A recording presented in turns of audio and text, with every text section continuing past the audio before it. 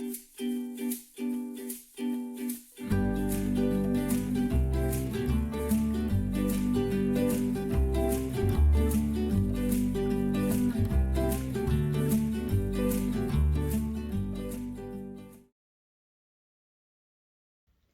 hello!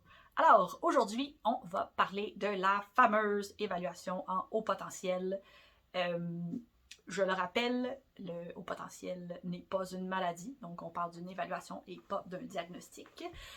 Même si il y a plusieurs traits qui peuvent faire penser dans le haut potentiel, qui peuvent faire penser au spectre de l'autisme, qui peuvent faire penser au TDAH, à la bipolarité, you name it.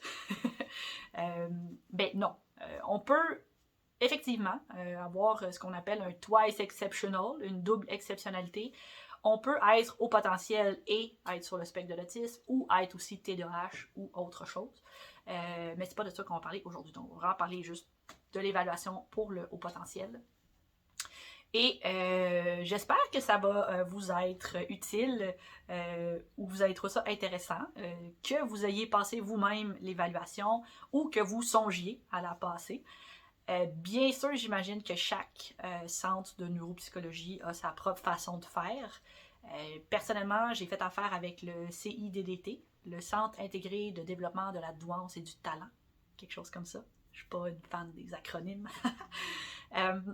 Mais donc, c'est ça. Donc, j'ai réussi à avoir une place parce qu'ils ont une liste d'attente quand même très longue.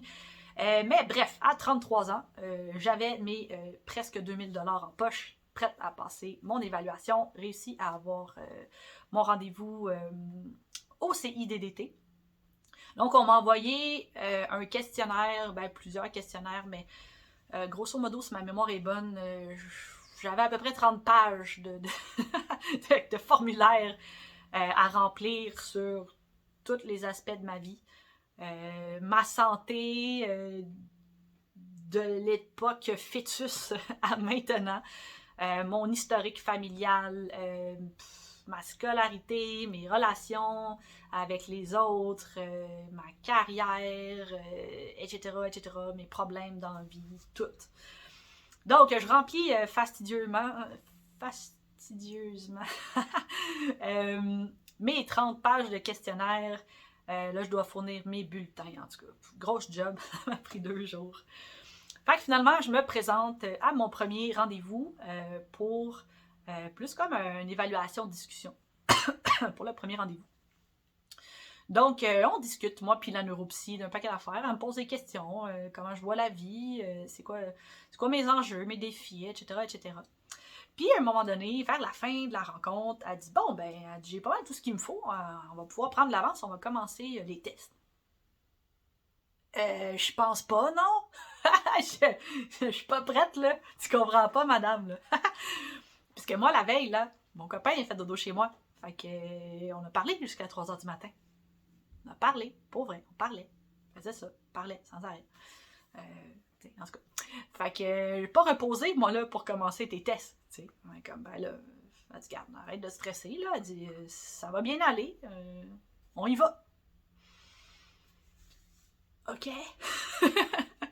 Donc, on commence, tu sais, elle me pose plein de questions, puis des fois, juste, j'angoisse. Je sais pas si c'est pertinent de le mentionner, mais c'est le WAIS-4, les tests qu'on a fait. En tout cas, j'angoisse parce que des fois, je ne sais pas la réponse. Je ne sais pas.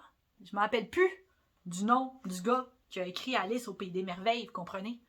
Et je le sais que, genre, c'est un monsieur qui avait peut-être un petit peu trop d'affection pour la petite fille d'un de ses amis, puis qui a écrit Alice au Pays des Merveilles en s'inspirant de elle, puis que c'est creepy.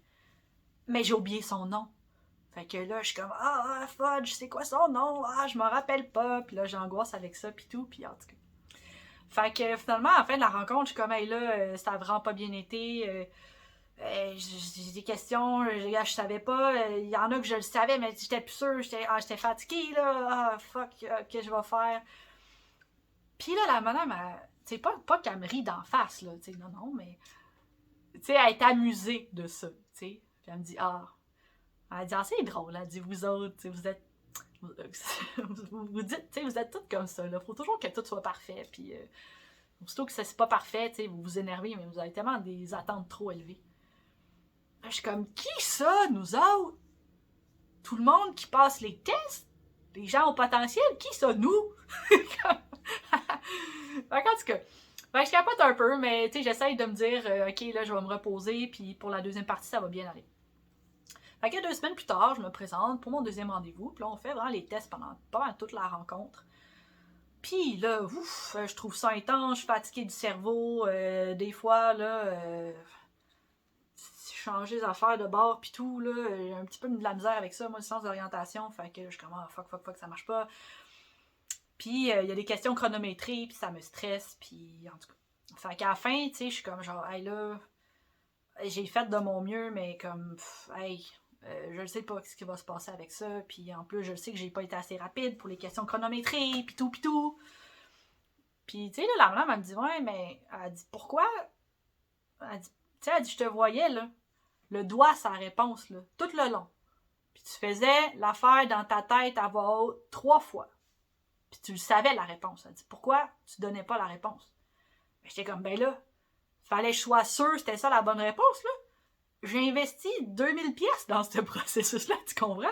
C'est comme, peut-être, cette évaluation-là va me donner les réponses à toutes les questions de ma vie. C'est hyper important, là. Il faut que ça, tu sais, faut que je goal, tu comprends? Mais comme, oui, mais elle dit, ça t'a fait perdre des points, de perdre du temps. Je te l'avais dit que c'est chronométrique, fait que tu donnes la réponse le plus rapidement possible. Je sais, mais je sais pas quoi dire, madame. En tout cas, fait que finalement, tu sais, à voir que je capote un peu, puis avec grandeur d'âme, j'imagine, elle me dit, écoute, elle dit, ça fait des années, là, j'en passe, là, j'en vois des gens comme toi, là, au potentiel. Elle dit, je suis capable de reconnaître quand j'en vois un. Elle dit, j'ai pas tout calculé, mais elle dit, gars, je suis pas mal certaine que t'as pas à t'inquiéter du résultat de ton test. Là, je suis comme, ok, merci. Fait que c'est ça. Fait que je me retourne, je vais voir mon chum, tu sais, je capote un peu, pis tout. Puis 3 semaines plus tard, finalement, ben, tu sais, je l'ai eu officiellement, mon évaluation, comme quoi que oui, je fais partie du 2%, puis que ça, c'est ça, c'est officiel. Fait que j'ai mon papier. Puis, je pensais vraiment, tu sais, que ça allait être, tu sais, le soulagement, tu sais, de mon existence, que là, tout d'un coup, j'allais avoir la réponse à toutes mes questions, puis tout allait bien aller.